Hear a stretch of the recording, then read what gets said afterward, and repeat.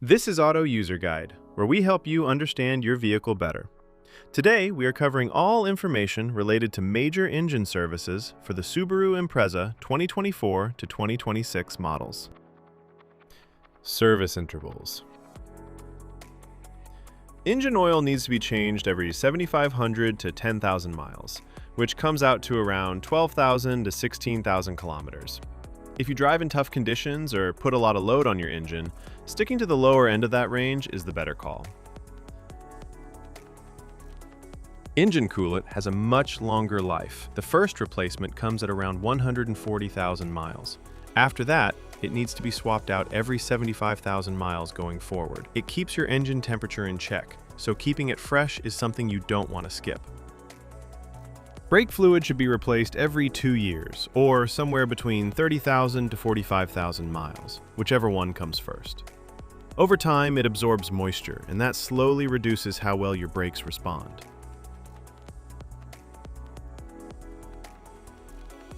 Engine oil. Engine oil capacity. Alright, so when it comes to engine oil capacity, the amount your car needs depends on the size of its engine. Not every engine drinks the same.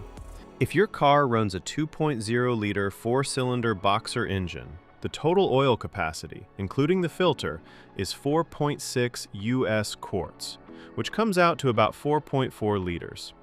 That's your number every time you do an oil change. Now, if your car has a bigger 2.5-liter four-cylinder boxer engine, it's going to need a little more. The capacity there, again including the filter, goes up to 4.6 US quarts, or roughly 4.4 liters. Recommended engine oil. Now let's talk about which engine oil you should be using. The recommendation is to go with a genuine engine oil, or any good quality commercial engine oil, if it matches the right type and viscosity for the temperature in your area. That last part matters more than people realize. The oil that works well in a cold climate isn't always the best choice for somewhere hot, so always check the viscosity chart and pick accordingly. On the topic of synthetic oil, you can use it. Synthetic motor oil is perfectly fine as long as two things check out. It carries the API certification seal, and it matches the viscosity grade your engine calls for. If both boxes are ticked, you're good to go. Change engine oil and oil filter. Before anything else, change your oil and filter based on the maintenance message that shows up on your driver information display. That message is your reminder. Don't ignore it. Here's how the full process goes. Step 1. Start the engine and let it run until it reaches its normal operating temperature. Once it's warmed up, turn it off. Warm oil drains out much more easily than cold oil. Step 2.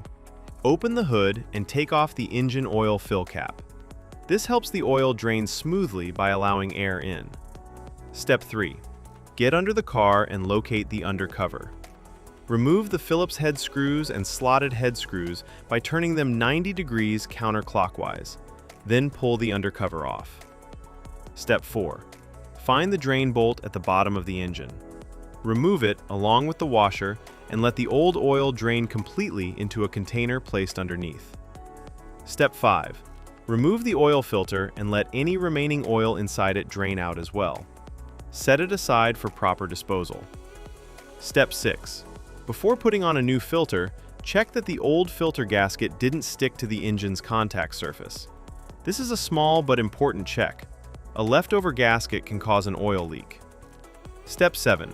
Clean the contact surface on the engine block, wiping away any dirt or dust. Then install a fresh oil filter. Step 8. Put a new washer on the drain bolt and reinstall it back into the engine. Step 9. Pour in the recommended engine oil. Make sure you're using the right type and the correct amount for your engine size. Step 10. Put the oil fill cap back on securely and start the engine. Step 11. Let the engine run for a few minutes, then get underneath and check around the drain bolt and oil filter for any leaks. If you see drips, shut the engine off and address it before going further. Step 12. Turn the engine off and wait for about 3 minutes. This gives the oil time to settle. Then pull out the dipstick and check that the oil level is right where it should be. Now we're moving on to coolant and fluid specifications. Keeping your coolant at the right level is just as important as your engine oil. It keeps your engine from overheating and running into serious problems. Engine coolant, radiator. Before you touch anything, make sure both the engine and the radiator are completely cool. Never open the radiator cap on a hot engine. The pressure inside can cause boiling coolant to spray out and burn you. Once everything is cool, place your hand on the radiator cap and turn it just 1/8 of a turn counterclockwise. This releases any built-up pressure inside the cooling system. Give it a moment to settle. Now push the cap down and continue turning it counterclockwise to fully remove it. Look inside and check the coolant level. It should be right up to the base of the filler neck. If it's sitting lower than that, go ahead and top it up with the correct coolant.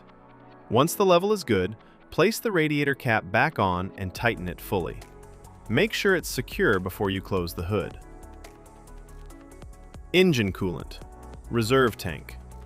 Again, before checking anything, make sure the engine and radiator have cooled down completely. Now locate the reserve tank. It's a small, translucent container usually sitting near the radiator.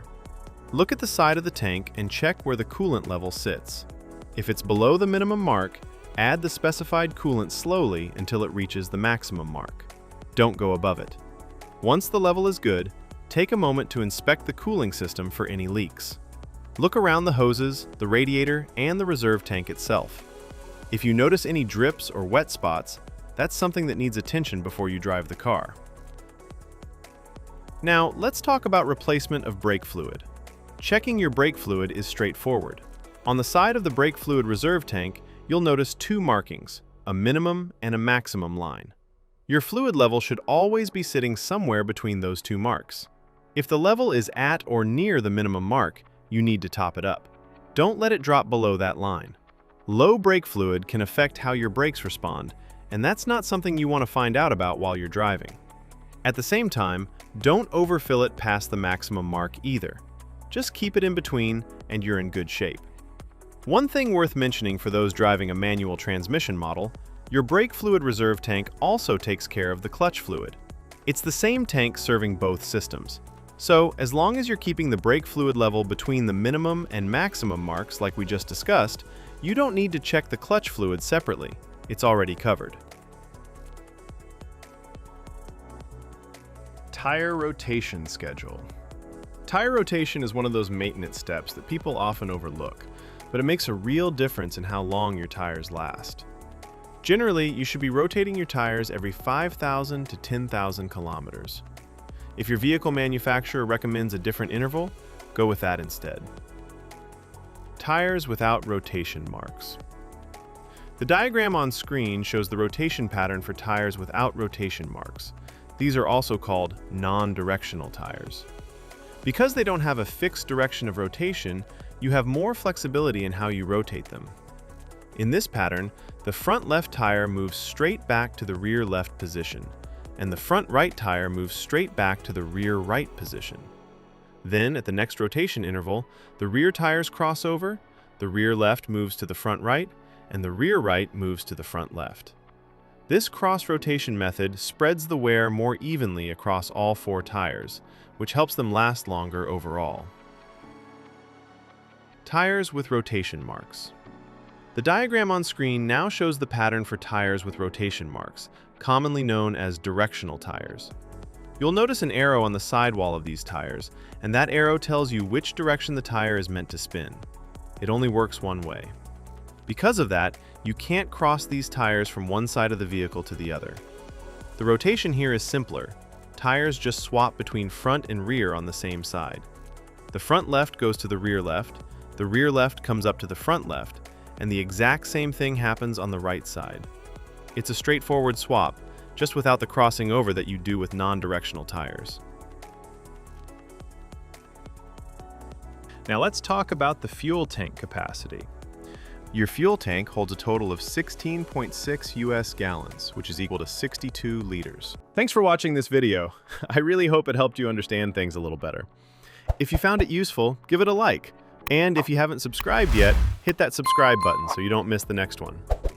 Drop your thoughts or questions in the comments below. I'd love to hear from you. It genuinely means a lot.